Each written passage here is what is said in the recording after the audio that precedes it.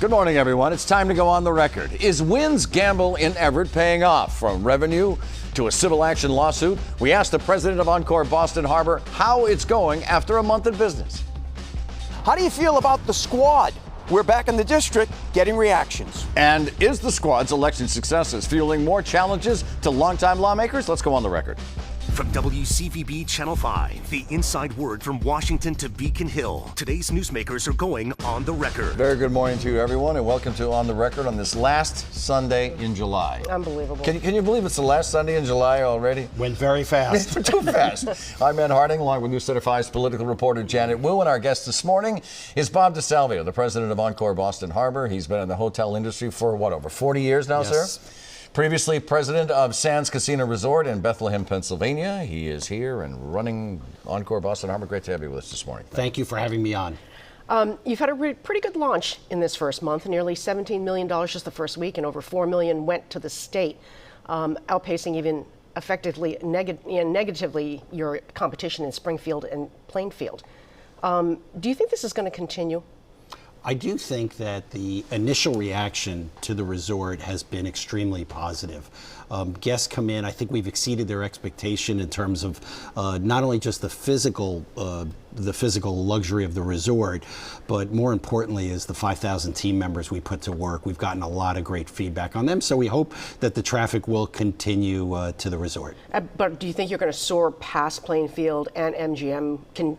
Will that continue on even a larger scale as the time goes by? To put it in perspective, since we are in eastern Massachusetts and so close to a large population, I think there was an expectation that the eastern Massachusetts license would most likely do more than the other two, and in particular, when you think of down south, it's slots only, it's a smaller facility, and of course Springfield, again, a little bit smaller facility, we have a much larger hotel. So I think there was an expectation that the revenues certainly would be higher at Encore Boston Harbor. So you've released the numbers for your first week, but and I know 1 month has already gone by, and you're not releasing those numbers right away, but can you give us a little bit of a hint? Are we going to be pretty impressed with your first month revenues, and are they going to be bigger than you expected? I think, it's hard to tell exactly. We will expect that the Gaming Commission will release every 15th of the month for the previous month. I will tell you, it does take a while to ramp up these facilities. We're trying to introduce a new hotel product, a new casino. So while I expect the numbers to be solid, I will tell you that in the history of our business, most of these properties do take 18 to 24 months before they actually start to see their full potential. So where are people coming from? Are they from Boston, Eastern Massachusetts, New England? Are they coming from out of the country and come Logan into your building? Where are they coming from? It's a great question. We have really three major segments. Of course, we have this wonderful local market. Here we are, the MSA is 5.8 million people. So of course we're going to get a lot from Massachusetts, but we are experiencing a lot of tourists from all around the United States. They love coming to Boston, Greater Boston in the summer. So we're getting that, and a lot of international tourism. What they've done over at Logan is amazing. They're up to 56 international destinations now coming into Logan. And of course, it's all cities where we have customers. Direct service, Hong Kong, Shanghai, Beijing, all the world capitals. And that was always part of our equation. We felt that having the international tourists be part of the equation was going to be important. Do you think that's your biggest growth potential, that vein? I do think it is going to be one of the larger segments. And from what I understand, there's going to be continued development on the international side through Massport and over at Logan. So the fact that it matches up beautifully with where our customer bases are from around the world, we like that potential going forward. But so most of the high rollers will probably be from overseas as opposed to local folks? I think from overseas and some parts, of course, of the rest of the United States. Okay, you've already had some controversy, even though you've been only open for a month. It involves the payout for blackjack. The lawsuit alleges that customers are being duped because of lower odds of winning. The commission ruled you're not violating any rules or any regulations, but they said they're going to continue this legal fight. Is it going to put a cloud over Encore the first months when your branding is so important? Not at all. We were very happy that the Gaming Commission reviewed what we were doing very quickly. And what they found out is that we were operating the games exactly as they should be.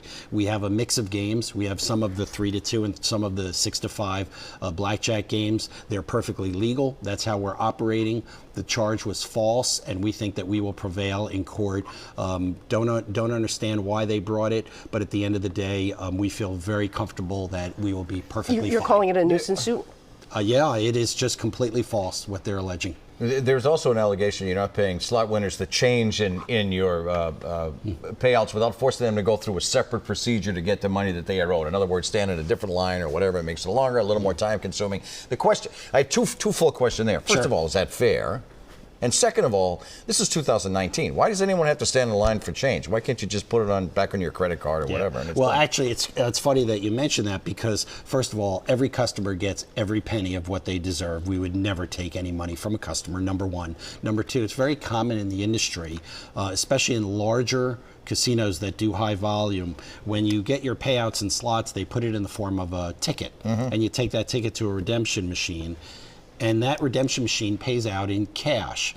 Now, when you do have cents left over, 25 cents or whatever, 27, whatever the number is, typically it'll print that in a ticket. And I will tell you what most customers do. Number one, they'll take that ticket and they'll probably put it in the next slot machine that you play, because we have over 3,000 machines and all of them accept it. That's what you want them to do, right? Well, Keep playing, no, or keep going, right? or if they want the money, most customers just save them up, and at one time they'll go to the cashier and then just cash them out there. The reason why we do that is purely for customer convenience. Unfortunately, with the change, pennies, nickels, dimes, quarters, those machines would actually lock up pretty quickly if they run out of coin in a high volume casino. So clearly, by the way, we have had no complaints about this whatsoever, and customers that go to casinos are actually used to doing this at many different places, especially the casinos that are busier. So the allegations that you're not paying out the slot winners of this change is unfounded, right? Completely false on both counts Right. of this. So clearly, like I said, the commission came in, they reviewed what we're doing. We're fine. We will defend this. We will win this. You ready for the OTR pop quiz? Sure. I have in my hands. I was going to say it was a Funkin' Waggles, but I don't. That shows my age. That's laughing, right? Remember 100 years ago? All right, it's time for the OTR pop quiz and some casino trivia for you this morning. As the name suggests, roulette has its origins in France. Take a look at the screen, if you will. What Sure. is the English translation of the word roulette? Is it spinning circle? Is it little wheel? Is it round luck? What is the English translation of the word roulette? A, B, or C? I am going to go with A. It is B, Little Wheel. The game in its present form was first played in Paris back in 1796. All right, slot machines are purely an American invention, the first developed in Brooklyn in 1891. The popular slot symbols of cherries and melons are a throwback to when prizes were actually edible. So the question is, what cherry or melon item did you get for a win? Did you get gum? Did you get candy? Did you get a lollipop? B, hard candy. You got chewing gum. The British actually... I'm 2 for 2. It just shows that you're young and Yes. you're not of the age that you were there at the beginning. So far as gamble on the OTR pop quiz, it's not paid off. Yes. We'll be back with Bob DeSalvio right after this. That's great.